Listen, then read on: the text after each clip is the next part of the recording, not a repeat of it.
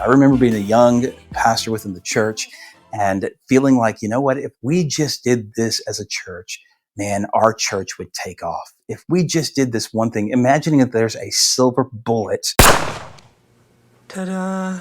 If we just had contemporary worship, man, people would come. And that could not be further from the truth. Honestly, it doesn't matter what style of worship you have. In fact, the top three things that I would say are most important. The first thing is this: be a church that values families and prove it. From the stage, let people know, hey, look, we are a church that loves kids. I've been a lead pastor for about a year and a half. We've seen a lot of growth when it comes to new families coming through our front door. And one of the things that I just think is absolutely amazing is that we haven't really done a whole lot other than letting families know, man, we really care about families. Having a welcoming environment.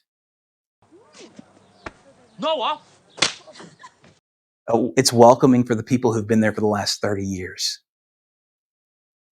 Walk around your church and go, man, are our people talking to new people coming through the front door?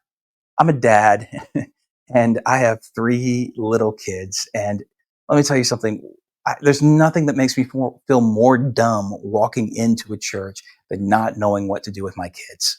You know, and I think the third thing is this: have an on-ramp to get people involved in your ministry.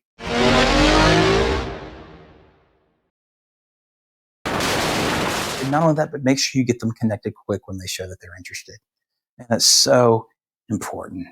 I guarantee you, if you do those 3 things, man, your church will be a healthy church.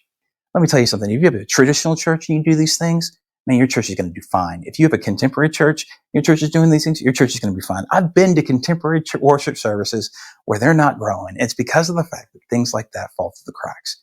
So I just want to share with you, man, I hope that this might stimulate some conversation with your ministry teams, or maybe even help you to rethink what is important when it comes to the things that we should value as a church.